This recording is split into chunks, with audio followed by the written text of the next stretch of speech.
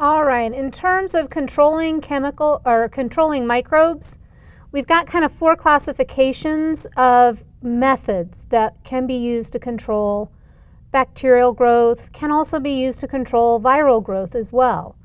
One of the big ones is going to be heat, all right?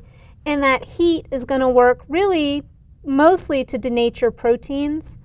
And in terms of that, our heat can be delivered in a couple different ways. You can have methods such as autoclaving,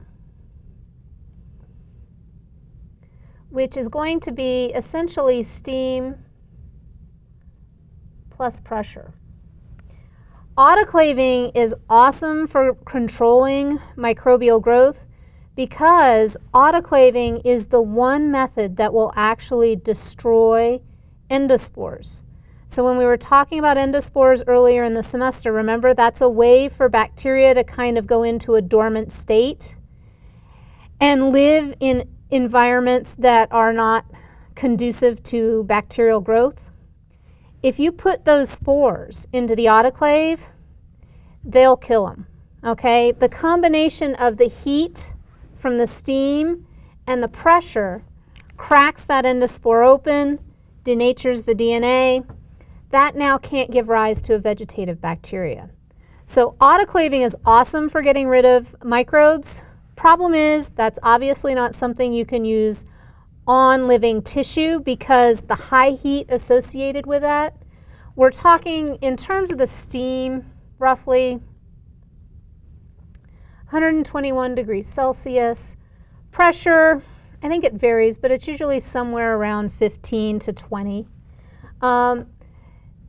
That's not conducive to life. So you're going to kill any living tissue that you are going to subject it to autoclave, all right? In addition, you know, when you're talking about sterilizing equipment, autoclaving is great because metal instruments will stand up to this. Fabrics will stand up to this. So a lot of times the draping that goes into surgical suites, it's autoclaved and then put in inside a sterile package, opened in the surgical suite. That fabric then is sterile. It doesn't have any bacteria growing on it. All right. You can also have dry heat. All right. And the temperature on that can vary. With dry heat, again, you've got some limitations as far as what you can expose to dry heat. Glassware, surgical instruments, those will all withstand dry heat. Difference between the autoclave and the dry heat, you're not going to have any pressure. You also don't have any moisture associated with it. Okay, you're talking about baking things in an oven. So you have to use that dry heat for things that can withstand the oven temperature. Glassware, instruments, things like that. Okay. So in terms of our heat sources, we can do steam with pressure, we can do dry heat, all right? If you have something in terms of equipment that's sensitive to heat, radiation is often another option, all right? And in terms of radiation,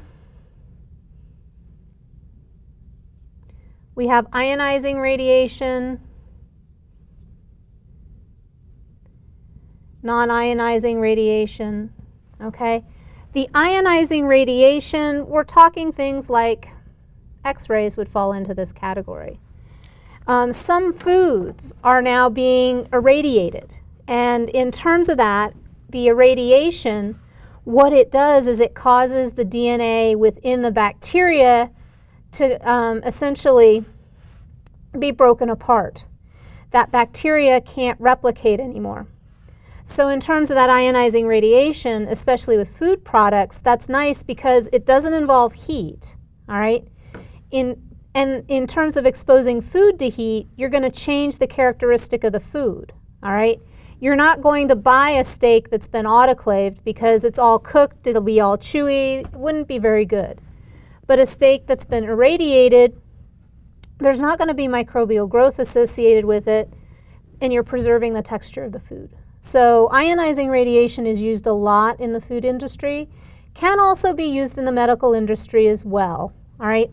Typically, radiation in a clinical setting, what you've got there, non-ionizing radiation is going to be UV light, all right? And in terms of that, UV light is going to essentially induce mutations in the bacteria. Just like UV light, if you sit out in the sun too long, will induce mutations in your skin cells that could potentially give rise to cancer. In this case, the UV light, what that does, it creates some cross-links, specifically between A's and T's in the bacterial sequence, and it links that together, so when that bacteria goes to replicate it, it kind of messes up DNA replication, all right? So non-ionizing radiation is another method. Problem with non-ionizing radiation is that it doesn't penetrate very deep, all right? So with ionizing radiation, if we have, say here, a surface and we've got bacteria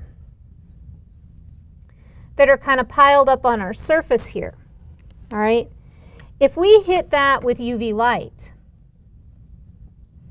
what the UV light will do, it'll take out the bacteria that are on the surface. Non-ionizing, it just doesn't penetrate very deep, all right? With ionizing radiation, if we hit that, we're not only taking out the first layer, but we're taking out the other layers as well. So in terms of that, that's what makes ionizing radiation more dangerous in general, because it can penetrate deeper into tissues, all right? So we've got heat, we've got radiation, we've got chemicals. In terms of the chemicals, I kind of talked a little bit about that in the first video with our antiseptics and our disinfectants. I can spell, I promise I can spell. Most days. All right, so in terms of that, our antiseptics can be used on live tissue. Disinfectants, we would use that on inanimate objects, okay? I've got some antiseptics and disinfectants in the PowerPoints. Really, those are the ones I want you to concentrate on to study for the quizzes and for the test, okay? There are a slew of other antiseptics, disinfectants that are found in clinical settings. We're just kind of hitting some of the highlights. So just keep that in mind for the chemicals, all right? Last one we've got, you can control microbial growth using osmotic pressure, all right? So essentially, if you're changing the tonicity associated with the bacteria, that can result in bacterial death. Primarily with osmotic pressure, you're not going to encounter this in a clinical setting so much. We don't use salt solutions really to control microbial growth in clinical settings, but the food industry does again, all right? So essentially creating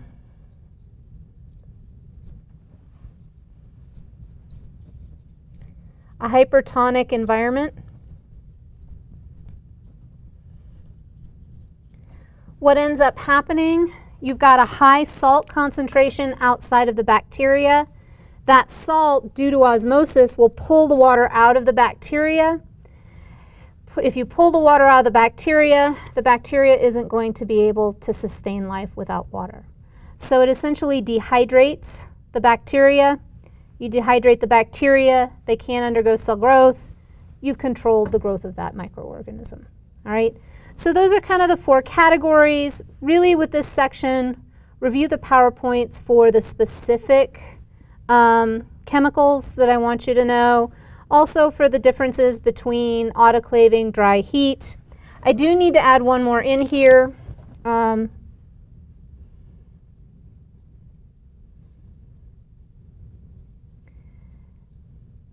Pasteurization is another heat method for controlling microbial growth. Pasteurization, again, is going to get to food. If you go to the store, you buy your milk and it's pasteurized. Essentially what that has happened with that milk is it's been exposed to a very high temperature for a very short time. That knocks down the bulk of bacteria that are in that milk. It doesn't kill all of them. That's why your milk has an expiration date. You will have some bacteria that are left behind, so it doesn't sterilize.